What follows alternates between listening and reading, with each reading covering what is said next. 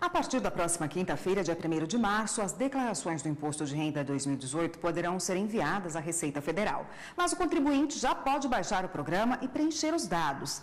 Há algumas mudanças, é importante ficar atento. Os contribuintes que receberam mais de R$ 28.559,70 em 2017 devem ficar atentos. É preciso acertar as contas com o leão este ano. O prazo para a entrega do imposto de renda é de 1º de março a 30 de abril. A multa para quem não fizer a declaração dentro desse período é de R$ 165. O contribuinte já pode baixar no computador o programa gerador do imposto de renda e começar a preencher os dados. Mas o envio à Receita Federal só pode ser feito na próxima quinta-feira. A novidade este ano é que a Receita pede informações mais detalhadas. Na declaração de imóveis, por exemplo, o contribuinte vai ter campos específicos para preencher, como endereço com CEP e área total. Se ele tiver registro em cartório, é preciso colocar a matrícula. No caso de veículo, o contribuinte deve fornecer o número do Renavan. O fisco pede agora os CPFs dos dependentes com mais de 8 anos de idade.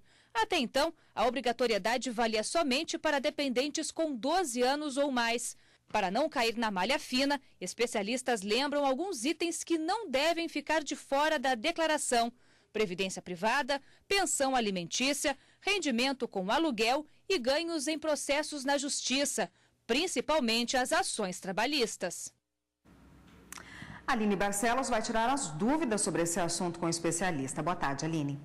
Boa tarde, Érica. Boa tarde a todos. Para que os contribuintes aí em casa não tenham dúvidas, eu vou conversar agora aqui com o advogado Roosevelt dos Santos. Boa tarde. Primeiro, queria que o senhor me explicasse, né, quem tem que fazer essa declaração, quem deve estar atento a esse prazo para fazer a declaração do imposto de renda.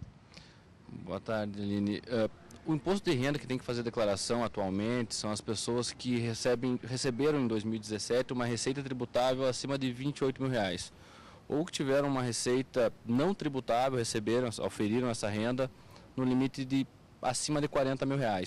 Também tem casos de pessoas com produção rural, enfim, renda decorrente de produção rural acima de 140 mil, casos específicos de pessoas que têm ganho de capital, que é aquela diferença entre o valor de aquisição do bem e o valor de venda de um bem imóvel. Quando ela ganha esse ganho de capital, ela tem que fazer a declaração do imposto de renda, por mais que ela opte pela isenção do imposto de renda, reinvestindo esse ganho de capital. Quem atua em bolsa de valores, também tem aplicações financeiras em bolsa de valores, tem essa obrigação. Estrangeiros que estão residentes de forma permanente no Brasil no final do ano de 2017 também tem essa obrigação. E, enfim, quem teve imposto retido e tem mais essa obrigação só de comprovar de onde veio essa renda. Agora, em relação a essas mudanças para esse ano, o que o contribuinte tem que ali ficar atento?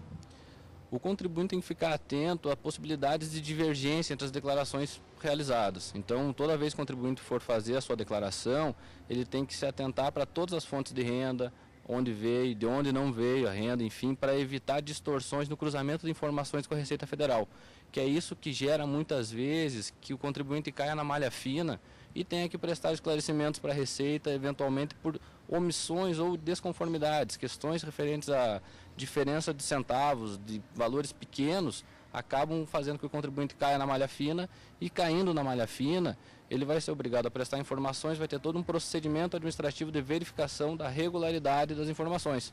Então, a malha fina serve para isso e ele tem que ter cuidado com isso, de onde veio a renda, para onde foi e o que ele deve fazer ou não, como ele deve declarar.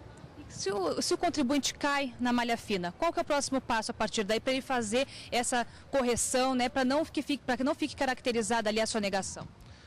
O contribuinte, quando ele cai na malha fina, ele tem que automaticamente prestar as informações solicitadas pela Receita. A Receita vai pedir informações a respeito das divergências que foram verificadas na declaração, e com isso ele tem que justificar o porquê houve e o porquê não houve a divergência. Quem sabe houve uma omissão de uma receita que muitas vezes foi um equívoco apenas, ou a diferença de um valor, enfim.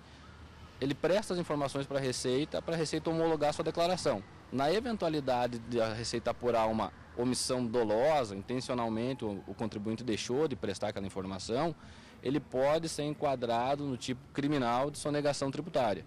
Mas isso não quer dizer que ele não possa retificar suas informações também, complementar informando o valor da renda que foi omitida, recolher o tributo respectivo e, se for apurado uma sonegação, ele vai ser penalizado. Vai ser uma multa de ofício leve, mas se for configurado intenção de sonegar, ele pode responder por uma penalidade de até 150% sobre o valor do tributo. Tudo vai depender ali se foi um erro, né, não intencional ou se foi de fato uma sonegação, né? Isso, tem erros, enfim, irrelevantes, que a Receita Federal, ela cruza informações, então tem que encaixar as informações, que são questões de valores. Centavos muitas vezes não fecham, então isso tem que ser esclarecido. Mas quando o contribuinte deixa de informar uma renda intencionalmente, ou seja, tem um investimento financeiro que ele tem interesse de não declarar, e daí ele acaba sendo tributado com multa. Muito obrigada pela entrevista. Voltamos ao estúdio, Érica.